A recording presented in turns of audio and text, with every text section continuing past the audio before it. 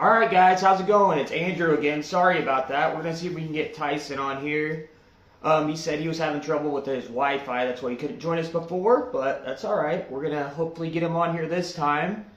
We're gonna talk to him at some point tonight. But anyways, for everybody joining tonight, I'm going to be joined by Tyson Swanson, who is a senior. Um, he was a senior this year for the Metamora basketball team. And hold on one second, guys. Tyson is actually typing right now. Anyways, he's a forward and, in my opinion, was the MVP for the Redbirds this past Saturday. He clutch plays down the stretch, 20 points, led all scorers. It was pretty much going into this game, guys. We're good. We got Tyson here waiting on us, but I'm just going to go ahead and still do a little intro for him. I see you, Tyson. You're good to go, buddy. We're good. So, anyways, like I said, 20 points for Tyson. Made some huge pivotal plays down the stretch, not just offensively with huge shots, but also what we're going to talk about is one of the plays defensively that he made I think there was about 2 minutes left in overtime, and there's always a play, in my opinion, for everybody who watches any sporting event, there's one play that changes the momentum, especially in a tight contested ball game like this was, and in my opinion, the play that he made was that exact play. So anyways, guys, without further ado, we're going to bring in now our special guest tonight, and that is power forward of the Metamora Redbird, state champions, we can now say, for the first time ever in school history. They used to be known for their football. Now, it seems like they're building a dynasty after 2 consecutive years heading to play in Champaign for the state championship. Last year, they came up just short with heartbreak, but this year, they got the job done. So let's go ahead and bring in my opinion, the MVP of this game, Tyson Swanson.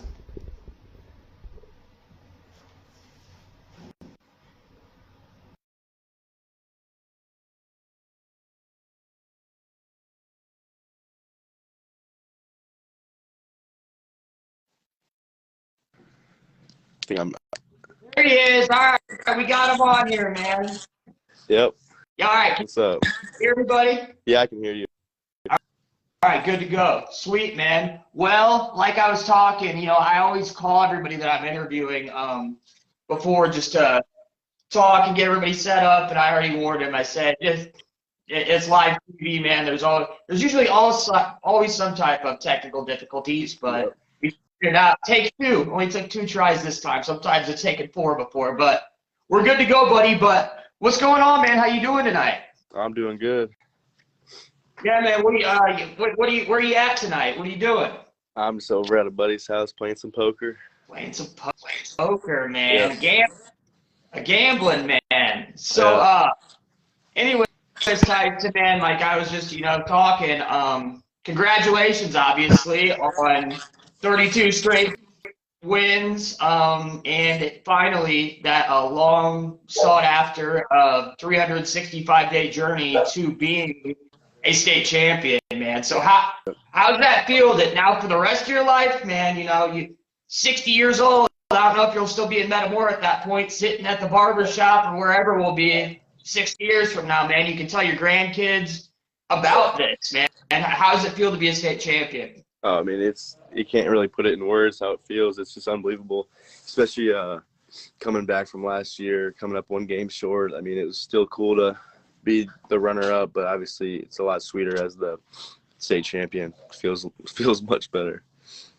So, speaking of which, for those of you who don't know, which I'm pretty sure most of the nation, I believe it made Sports Center.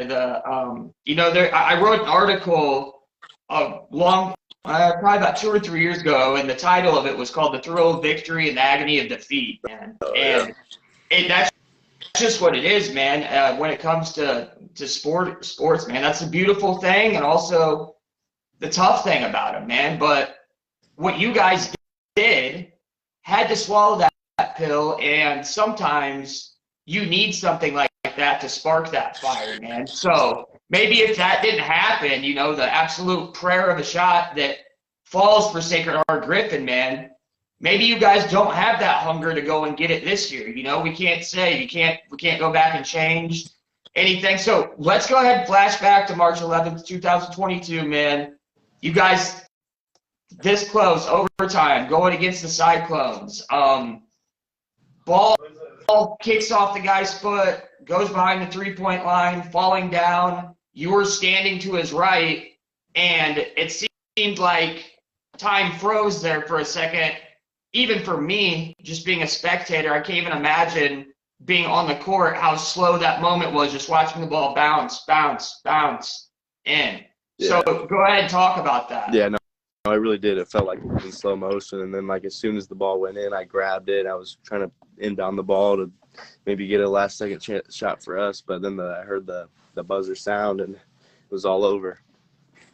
So, and that's another thing I want to talk about too, man, because at the Tournament of Champions, where you guys began your long road to the eventual state championship this year, they were testing out the shot clock. You know, trying to get that possibly for throughout everywhere, having a shot clock. So, what's your opinion on the shot clock? Because when I was watching this game with you guys this past Saturday against Simeon, I was like, man, dude, just like if there was this game would be so much different. And when it came down to you guys having those 5 consecutive fouls and everything, so where do you stand as far as, do you think there should be a shot clock implemented going forward, considering, you know, you're moving on, you're a senior, you're going to college, but going forward, do you think there will be, or what's your opinion on it?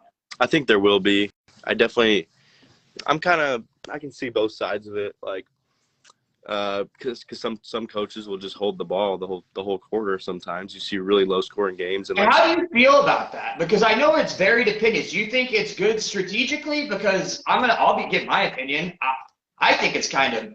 I've seen games where it's teams are just getting absolute just momentum switch. I think it was 2008 or 2009. I'm a Washington guy, man. I'm a Panther, but guys, I'm supporting the red and black tonight. If you don't see, but. Matt Roth, it's when they went to this. It was the game to go to the state title game. Yeah. They were at semifinals, and the team they were playing against, they were right there with them. I think they had like a 2-point lead. It was a really tight game, and the team they were going against, literally, this one was still at Carver Arena, was just stood there for literally 3 minutes, just dribbling the ball. So what do you think about that?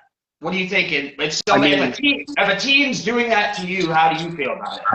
I think it's kind of like, I don't know. It's hard to say just because, I mean, it's technically like smart. You're playing trying to play the rules. I just think it's kind of, I don't know, a little soft to be honest. I think it's an unwritten rule. So I'm a baseball guy, man. There's unwritten rules. I think that's like just one of those things. So I think that there should be a shot clock implemented, man, just to make, just like the pitch clock thing that they're implementing in MLB this year. I mean, we have the technology to do it, so why not do it? You know, so there's no controversy behind it anymore. Yep.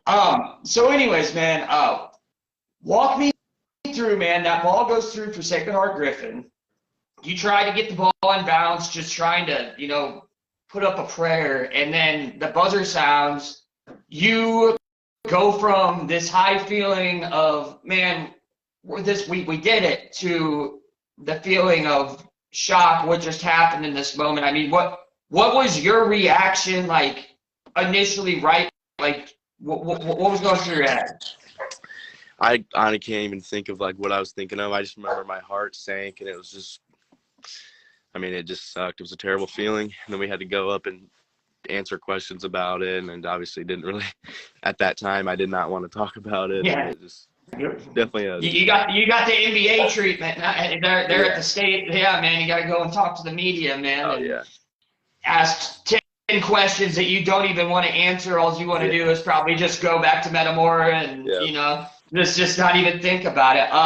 So what did Coach Grieve say to you guys? I know I've heard the whole thing. We'll be back. So kind of walk us through that speech and that moment, because I know how proud he was of you guys, man. And I can't even imagine how the devastation he felt, not for himself, but for you guys, just having to witness something insane, just a miracle of a shot go in. Oh, yeah. I mean, he just told everyone how proud he was of us, and I mean, he tends to get emotional and stuff like that. So he did say, I mean, we got a lot of guys coming back. We can come back and do it again and actually win it all this time, and that's what we did. So how did you guys do it? Because, you know, I'll compare this to, say you're in a long relationship with a girl, you're putting in a work with her, you know, just all this preparation leading up. You feel like you guys are doing great. You're happy in this relationship. And then all of a sudden, just out of nowhere, man, when you think you're going to marry this girl, propose to her, she breaks up with you. And then you're going forward and you're like, man, I thought this was it. How am I going to start over from day one and try to find somebody else to fill that? So how 365 days later, you guys are back. You made it back. But I want to talk about day one, you know, next day. I mean, so I heard, was it weight room? Is that what the big key difference was? What was the main focus, the long journey to getting back to there? For sure, I would definitely say weight room was one of the biggest things. I mean, we're not a very tall team, obviously, and especially last year when Luke Hobb wasn't playing, Ethan Kaiser was our biggest player, and he's more of a wing. And then I was playing the 4, and I'm not very tall, so we knew we had to put on some muscle. And also, I mean, how tall are you? I'm like about 6'2". 6'2", for sure. Yeah, so I mean, and we're playing teams like Sacred Heart, Griffin, or Simeon, and they got big guys and strong guys, football players and stuff. We just knew that to play with those guys, we'd have to put on a lot of muscle, and we definitely executed in that. So, yeah, adding the muscle it was, man. You guys did. It looked like each of you put on at least 10 pounds, honestly, man. You know, and that's huge when it comes to basketball, man. But also sometimes, you know, like you said, the height differential. How did you guys, not just in the championship game, but just when you were facing off against these bigger opponents? And I know you saw a couple of these, you know, teams I watched you guys. I covered the Tournament of Champions this year, and just, you know, that's the only 2 losses that you guys faced some of the two top ranked teams around the nation. So going against if you're totally outmatched in size, what is the strategy for you guys being small to be able to execute? What's the game plan? Well, I mean, if you saw in the East St. Louis game with that Caleb Rich, he's going to Kansas State. He's a real big, strong guy. Mm-hmm. And we had to have a guy in front of him and behind him, just trying to deny him the ball. And just definitely boxing out is huge, and because we can't jump with them. I mean, they're just bigger and more athletic, so we just got to do stuff like that, boxing out, and then around the rim, you got to have a couple guys helping on one person just because they're bigger than us. Right. Well, and the thing that, you know, in any sport that makes a team great, you look at the Philadelphia Eagles, 1 through, you know, their whole entire roster, it's just, you know, starting with the offensive line to the defensive line, it's just, they're deep. They have depth. And that's what I've said about you guys last year when I was following you guys and watching you. It was like, these guys got 9, 10 guys, you know, that could come just plug and play. And the biggest thing about you guys, man, that I noticed is, which is a rare quality for a lot of teams to have, is if they're like championship game, they're locking down Kaiser. Somebody's got to step up. Who stepped up? It was your night. Other nights, you know, you're getting shut down. Kaiser took advantage of that. It seemed every game of the 32 games, there was a different guy. There was a new role each night. If one guy's getting shut down, the other guy's going to step up. So how did it feel being a part of a team like that, knowing that you guys had each other's backs, and hey, you're having an off night, but I got you. I'm going to pick you up. So what goes into that? I mean, yeah, definitely, I would agree with that. I mean, we had 4 or 5, maybe 6 guys that could just come out there and score 20 on any given night, and then that just takes a lot of pressure off of, like, guys. You don't have to be the lead scorer every night. I mean, it just takes pressure off you, and just knowing that you have guys around you that can make plays at all times. Just unselfishness, man. Yeah. Just on being unselfish, and you guys, I don't see any selfishness. Never did with you guys, and you guys were just out there and just so fundamental, man. Just so fundamental. Yeah. So I want to talk about the play. Okay, let's fast forward a year, March 11th, 2023. Okay, who would have thought? You guys did, apparently. Coach Greaves predicted it. You didn't know he'd be playing. But sometimes you'll never be back. Like, when you go to state, it's so hard. Like, you'll never know when you get back there because any given day, just you have an off day. It's one and done. That's what's beautiful thing about March Madness. Anything can happen. So year later, take it on Simeon again, and you guys had a chip on your shoulder. Yeah. You guys beat this team a year ago already to go to the state championship game. You guys got pretty much everybody coming back, ready to take them on again, ready to knock them off. It seemed to me, man, you guys were about the only people who believed in yourselves. And that's the truth, man. There's so much doubt. A bunch of predictions everywhere. Simeon's gonna, unfortunately, I don't think they're gonna be able to do it again. Simeon's the better team. The 5 Division I guys, their starting roster. Great season, guys, but unfortunately, I think if you're gonna come up short just again. So how does that motivate you guys? Hearing all the crowd noise and the talks and the whispers. I know you guys stay locked in and you don't want to listen to much of that. Well, that's got to build a fire. Yeah, I mean, the biggest thing is you have to like really believe. Like a lot, you got to. I mean, people say they believe they can win, but like you really actually have to believe it. Like we beat them last year, and I mean, if you put us up against them, like man versus man, like obviously they look like they should beat us every time. Yeah. I mean, 1-on-1, they're much better athletes individually, but as a team, we're just so good together. That's how you got to win basketball games, playing as a team. So, it's crazy. Well, the funny thing is the best player on their team it had nothing to do with hype with him either. That Jalen Griffith, dude. What was it, dude? What was it like going against? And the thing was, man, it came down to the stretch, bro. Overtime. What I was watching was Jalen Griffith versus my boy Tyson Swanson. It's back and forth, man. What kind of player was he to compete against, man? Unbelievable player. I mean, he can shoot it. He has the ball on a string. I've probably never played him. Probably him and Brock Harding are the 2 best ball handlers ever played against. Just how good they are with the ball, and then they're both just competitors. But I mean, it seemed like every time I made a shot, he just came right back down, made a shot, and then it was just tough to play against guys like that. And then, I mean, I'm not a great on-ball defender on the perimeter. I got switched on to him one time. I think he went right by me without even trying. Like, he's a tough player to play against. I wrote an article. It's, how the Metamora Redbirds evolved from David to Goliath, because you were David, but that's just a David and Goliath matchup, even though he's the smaller one, but this kid's probably going to Arizona State. Tyson Swanson, he might not play basketball again. Tyson Swanson might go and be an accountant and live his life, and that's fine by him, and that's what he wants to do. Yeah.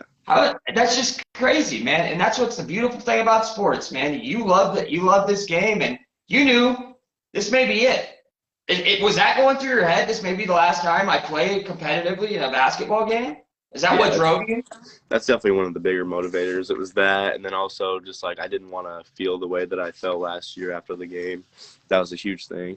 And then in that moment, though, when you're thinking that thing, though, I don't want to feel that way. Like you said, you got to believe, though, too. So you got to make that. You got to have that thought. You don't want to. So what was it? But you don't have the fear of failure. You know what I mean? Also, I can't believe this is going to happen. So how do you overcome that and keep it as a positive reinforcement thing to not make this history repeat itself? Yeah. So you just have to believe you can do it for sure, and then you have to know that it is obviously you can't win every game.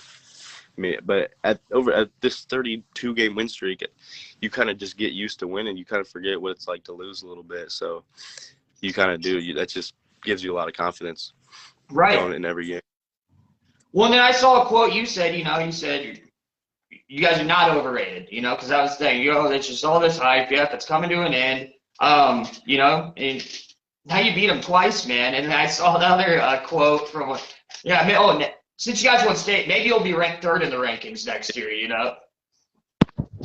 Yeah, so, I mean, there's always haters. So I just think it's like they're always going to say we're overrated or we're going to lose the next game. I think it was almost every postseason game we won. It was always hearing from other people from other schools, oh, they're going to lose the next one. They kept going. Yeah. We won it all. Yeah. them all wrong. Yeah, man. I know, man. That's called jealousy, buddy. And you guys proved that wrong. But man, you and Tyler Mason. So 18 minutes of the last 18 minutes and 31 seconds of this entire matchup from the third quarter that had to go to a second overtime, well, actually three overtimes total, but a state championship, 2 overtimes in a row. But you guys combined for the team's last 29 points. Yeah. So how did you guys get, like, that wasn't the plan initially, but so then that's happening. Like, so how did that happen? Honestly, I didn't even realize it until after the game when I saw that. And I mean, you got guys like Ethan, they know he's a big name. They're going to try to shut him down. So that kind of leaves us. And then we just happen to be the guys that were hitting shots and making plays. So it just kind of ended up happening that way. So, but then you see that third and fourth quarter, and you guys are the guys with the hot hand. So what's Coach Reeves say to you going into overtime? Are you guys sticking with what was been working? Is that you guys keep going, keep carrying it, keep going that way? Or what's the game plan going into overtime? Yeah, it's always like, I mean, honestly, he was more talking about defense because you gotta defend. I mean, if you don't defend, then however many points you score, it might not be enough. So It was that, and then usually in situations like that, it's whoever's hot. We're gonna try to hit it to them unless you see someone else that's open, because we got so many guys that can make a play. So right, and then so right before overtime, 7.4 seconds. You guys have only committed one team foul at this point, okay? And it's a tie game, all knotted up. 30. We talked about how long that ball hung on the rim for the Sacred Heart game. How long was that 7.4 seconds? It was a long time. I think we had like 4 or 5 fouls in a row. We had 5 fouls. Well. Yeah, 5 fouls. But then you get to the 6th foul, okay? 1.4 seconds still left on the clock. So then there's timeout. What's Coach Reeves saying? Obviously, don't foul, but how do you guys – but you still got to get a hand up in the face, you know, for them taking this. So how do you do that? I think what it was they said do not foul, obviously, at any cost. I think we were switching every screen, so we had to know that before. And then try to jump late. So put your hands up, and as soon as you see them jump, you want to jump, but try not to jump on them, obviously, and then just try to contest and don't let them get a tip in. Well, and luckily, guys, the 3-point corner shot they got wasn't close, so we didn't have the anxiety of the ball hanging on the rim like the Sacred Heart gets. But you feeling that, man, that 1.4 seconds on the inbound, you're like, as a human being, man. Yeah, no, that shot across your mind. It's like, this cannot be happening again. Yeah, no, I was really thinking, I'm like, man, I really can't. I just did not want it to go in, obviously. It would really suck. I couldn't even imagine, bro. So then going into overtime, back and forth, man. Like I said, it was such defensive. Like I don't need to see a 82-80 basketball game, man. This is such pure basketball, just defense, shots going in still, man. Just a state championship finishing 46-42, and including overtime. It's crazy how low scoring that is, man. But it was such beautiful game to watch, bro. So I want to talk about in this overtime, which I think was the time when the momentum shifted. The momentum shifted in the game. A little bit like over 2 minutes left. Guys are all knotted up again, and you guys have the ball. Ball gets tipped away. I believe it was Griffith on the fast break, was it? I think it was Caden Space, number 23. It was Space, okay. That's right. My mistake. So Space, fast break, man. Yep. You're coming from the other side, the other side of the half court on the right side of the court. Yep. On a V line to him, man. What's going through your mind in this situation? Going up, I can't foul him. This could be huge. It could be an and one. I don't want to give him an and one. The momentum could have went either way in that situation. So he goes up. Tyson blocks the shot.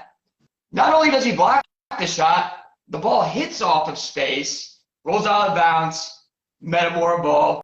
You guys go down, score, and that's pretty much when the game just shifted to you guys. So walk me through that moment.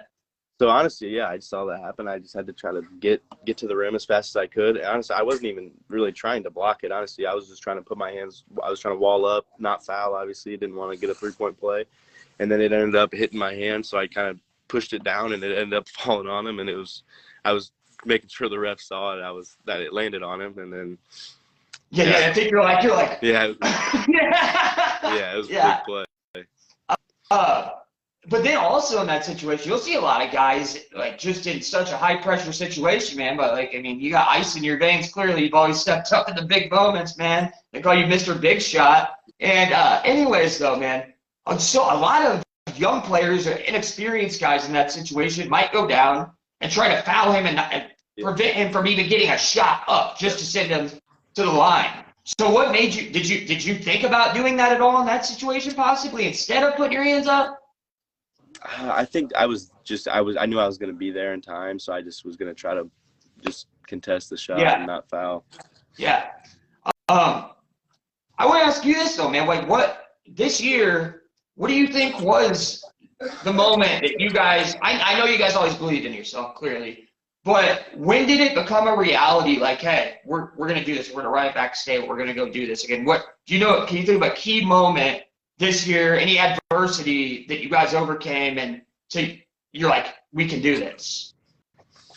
Yeah, I would definitely. I mean, I think as soon as even last year, I think we knew, like, man, we're gonna have a lot of guys coming back next year, so we knew it was a chance. And then when we lost those 2 ones early this year again, we were like, well, I mean, we did that last year as well. We still made it, so we didn't think too much of it. And then we started getting on the win streak going. I mean, it got up to 10 and then 15, something like that, and then we beat Sacred Heart Griffin. I think that was definitely a huge moment. Yeah. I mean, they were undefeated at the time. They hadn't lost. And then when we beat them, ranked ahead of you in the state rankings. Yeah. Right. Yeah.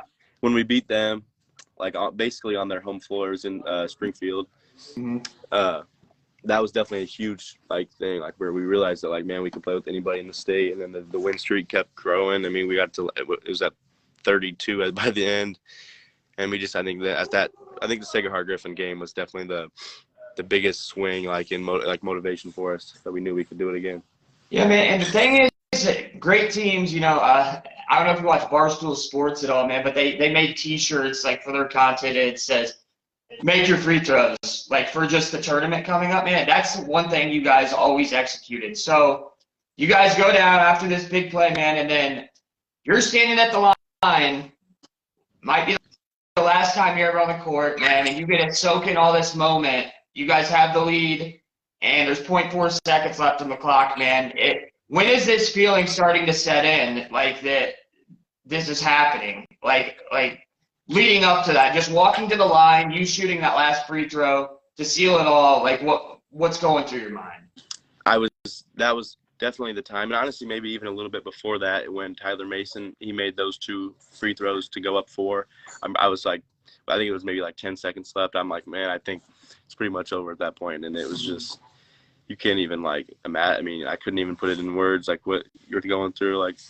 Was there a feeling of sadness though too, that it was over though too, after that this is it, Yeah, I definitely, especially maybe it might be my last game ever, but right. Definitely, but I know for sure that would be my last game playing with those guys, and it was just, it was definitely a little bit. How old were you when you started playing basketball, man? Because do you play baseball too, or do you not play baseball anymore? I did until I stopped my sophomore year. I stopped playing. Okay, for sure. So was basketball always your first love when in sports then? Yeah, for sure. I mean, I played pretty much from as long as I can remember. My older brother played. He went to the state tournament as a 7th grader, and I remember watching that, and it was just cool experience and atmosphere and stuff. So I knew I wanted to keep doing that. So how does it feel though, man, too, to knowing going now, you're going to go be an accountant, maybe you'll play, maybe you won't, whatever you want to do, but just the legacy that you're leaving behind, and that you guys built this, man, from your freshman year. Like I was saying, man, you guys are football. You guys, it's funny how it's changed from Metamora and Washington of slop drills. Washington used to be Coach Brown back in the day, Matt Roth, Tyreek Sims Edwards. that was basketball. You guys have the football. Now it's like flip-flop. So Yeah. how does it feel to be a part of this evolution, this change? Yeah, no, and a lot of people do credit us with building the franchise, but I think we're just kind of carrying it out. I think it really goes back to like the 2016 team when we had like guys like Nate Cannell, Dallas Morgan, Jordan Dame, and they went to I think it was maybe the super sectional, and they got beat by Manual, and I think that's when it really started. Then back 2019, and I think 2016 they won a sectional, or they lost in the sectional, sorry, and then 2019 they won a sectional, go to the super sectional. And then because like when I'm little, I see those guys and I'm like, man, I want to be like that. I think that's when it really started, and it just continued into us being the first to actually go to state. Yeah, man. And then I saw a comment on here from one of the guys, Jamie Inlow of UNC. Pretty good coaching job in the second half by Coach Dan for sure, man. So yeah, tell me about you guys. I know Coach Dan helps. They match really well together. Like Coach Eric Schimmerhorn for Washington, man, he's best teacher I've ever had, one of the best coaches I've ever had. And thing that was great about him and Coach Brown when they were together, man. Coach Brown, it was like good cop, bad cop. It was yin and yang, Brown would get on them, be stern, yell, and then Schimmerhorn go and pick the guys up, being a motivator. So how was it having two guys that could be, head coaches probably in most high schools if they wanted to? Yeah, that's kind of a similar situation with like our coaches. Like Danny is kind of like the face of everything. He's the yeller, the screamer. But then when it's Justin Dame, Coach Dame, where he's really the one that does most of the X's and O's, the play calling, the defensive matchups. And then we got the assistant coaches. They're good with like the kind of bringing you back up, like the motivation type stuff. So I think the mix of coaching we have was huge in our success of our season.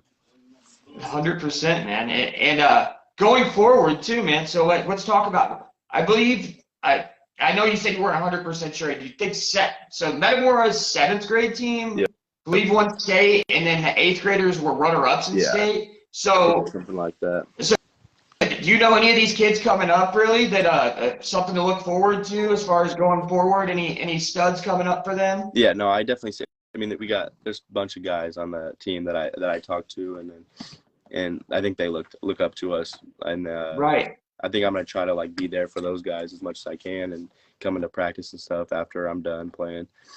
And have you thought about coaching at all too, ever, man? Someday, has that ever crossed your mind? I don't think I'd ever want to really be a head coach, but I still want to maybe like be around it and just kind of help out and just come and watch practice and stuff and help out a little bit if I can. I don't think I would ever want to be like a head coach or anything. Yeah, I get it, man. But I know you love the game, and it's so hard. Like with baseball, man, and when I had to stop playing baseball after college, man, it's hard, man. That last game, you never know when it's gonna be your last game, man. And but that's the reason I do what I do with sports, man. I love sports. I wasn't good enough to make it to the MLB, but it's still being a part of it in some way. This is my way of being a part of it and being able to still cover it and have an outlet to be able to help you guys and be able to share all the amazing things that you guys as high school athletes do. Let's talk about this. It's a Panther, and you're a Redbird. Funny thing is, like I said, I'm a baseball guy. So I got a bunch of friends from Metamora. It was this rivalry that stemmed for the past, like the 80s, 70s. It's the football thing, that always boils down to. You guys are a town over from us, both very hot, just great. They produce great athletes.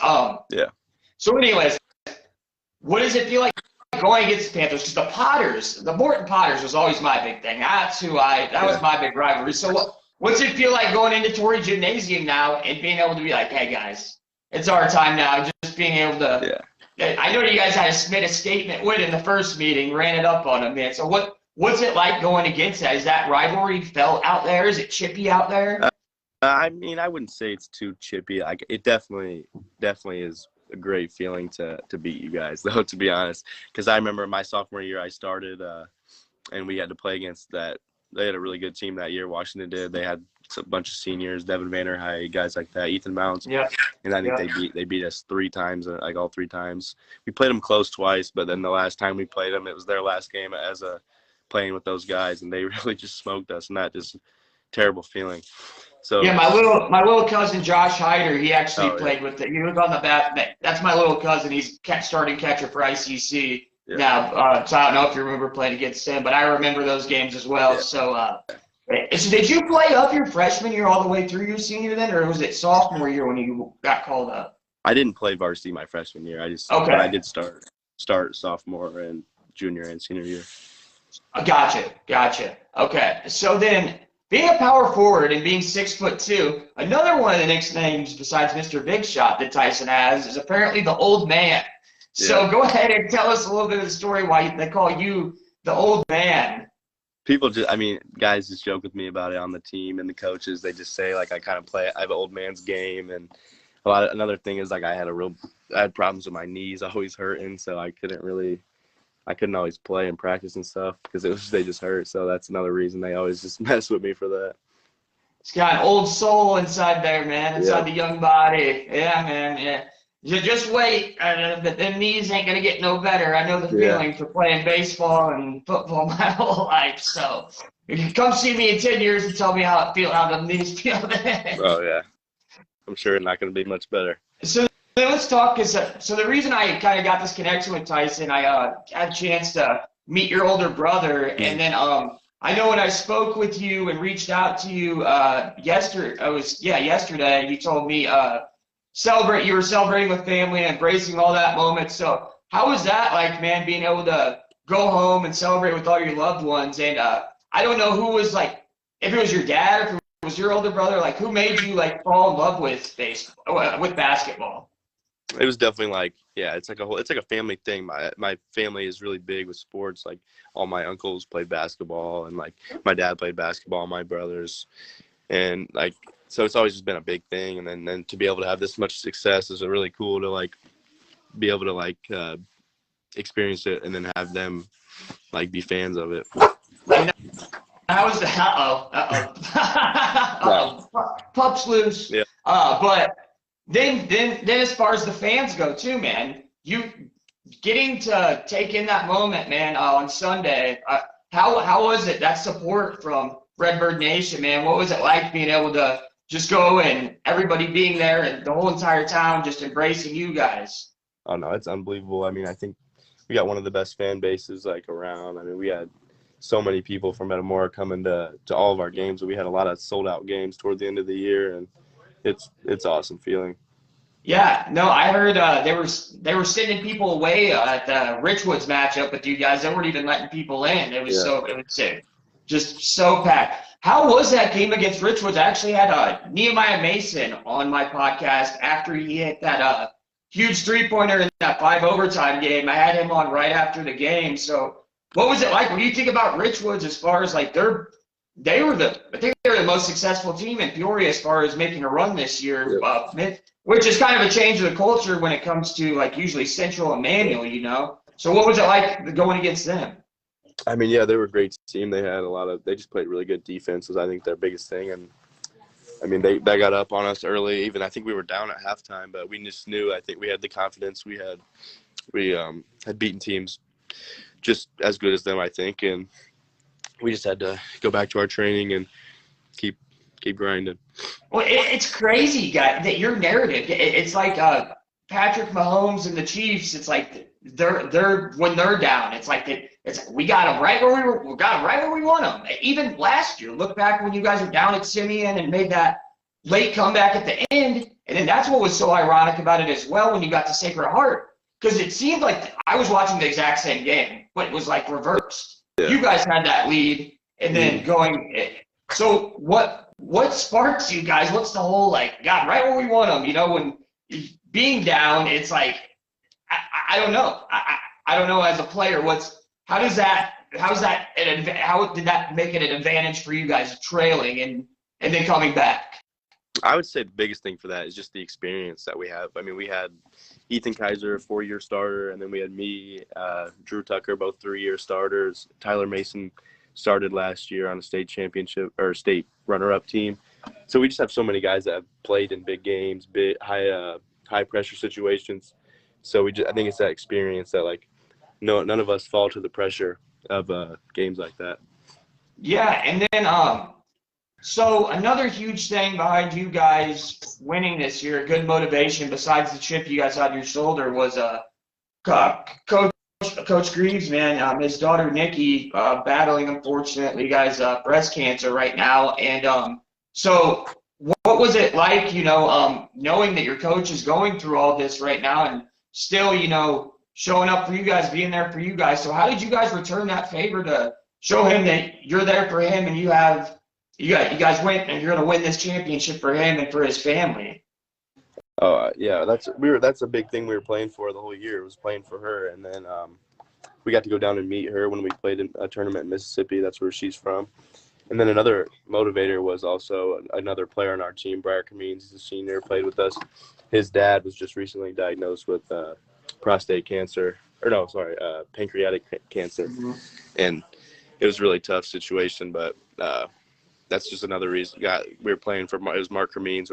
That's who we were playing for, him and Nikki. Yeah, man. So what is coach? What I want to hear this. I want to hear the halftime and then the after the game, and then I know I'm gonna let you get back to your poker game. And again, guys, I thank everybody who's tuned in. We've had quite a lot of viewers, and thank you guys for the support and watching Tyson. But so, what did Coach Greaves say to you guys at halftime? You guys are down, 24 down. I believe what was it, 21-11 or 23 or something like that. You're down like 10 points, okay, going into halftime. And what was his main focus? What does he say to you guys in the locker room? I mean, he just said, the biggest thing, there was this story that we were told by an old boxing coach, one of his old boxers. I'm not going to tell the whole story, but basically what it came down to was his line was, it's too late to be scared now, and we just got to keep going. And he brought up, obviously, the loss from last year. That it's a huge motivator, just saying that we don't want to feel like that again. And then it was just, we just had to go back to our preparation and just keep playing Metamora basketball. Did he ever show you pull out I don't know if you ever seen the Any Given Sunday speech by Al Pacino when they're losing at halftime? If you haven't seen that one, that's a classic when he tells it. It's last minute of life. Yeah, no, it's solid. Then after the game, man, what I know it just there's cameras everywhere and everything, but when he's got like that personal moment when it's just nobody else looking, it's just you and these guys. How emotional was that for him? And for you guys, being able to bring back a state championship and doing this for him and for just the story behind it, absolutely something that Hollywood would probably be like, you're crazy. This never happened. See you later. So tell me about that. Oh, yeah. Obviously it started with the camera stuff, and then when we first came into the locker room, everyone's throwing water everywhere, jumping and stuff. But then once it gets down to more like settles down a little bit, it got to like the more personal stuff. It was a little emotional for him because he hadn't won a state championship in a long time, and he also knows he said he doesn't have a whole lot of years left of coaching before he's done coaching, and it was pretty emotional. He tends to be a pretty emotional guy. Yeah, man. No, and that's what makes great coaches, man. The guys that just get it's passion. Passion's the thing that drives anybody in life, man. That's what it boils down to. If you're passionate about something, and can just experience all those different emotions, you're going to be successful, and people are they're going to go to war for you, especially as a coach. But man, so let's go ahead and wrap up with this. So again, guys, I was joined tonight by senior Tyson Swanson, power forward. What I can now say, and he could say, tell his kids, his grandkids, great-grandkids, he's a state champion. Metamora Redbird, first time in school history, they pulled off what many thought was then possible, but they pulled it off, man. So give me some final words here, man. Going forward as far as what this season meant to you, and what the game of basketball and how you will be you're a Redbird for life. Yeah, no, you just said it right at the end. I'm a Redbird for life, and we built like a basketball family through this whole season and last season. And I made some of the best memories of my life. I'll never forget. And I also would want to say to like any younger guys, they just gotta keep sticking with it. And you can, I mean, look at us. We don't look like we're not super tall or nothing. I mean, anyone can do what we did. You just got to put the work in. And that's exactly what you guys did. March 11th, 2022, guys.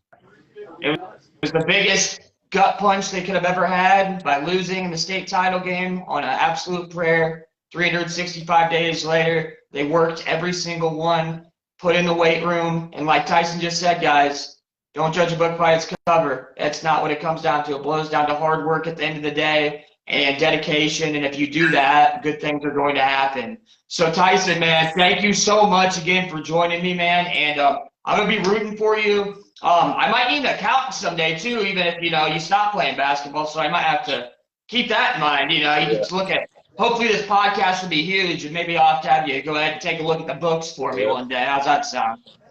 That sounds good. Man, thank you again, dude. I hope you go and win a bunch with your buddies. Go take all the money from them, man, and man, keep celebrating, man, and good luck, whatever it is that's in your future, man. Yep. Everybody, thank you guys for being on here with us tonight. This is Andrew Zeiser, and again, Tyson Swanson, state champion, Metamora Redbird. Thank you guys, and thank you for tuning in. This is Andrew Zeiser, and I'll see you next time, guys. All right, man. Appreciate you. Later. Hey, thanks for having me.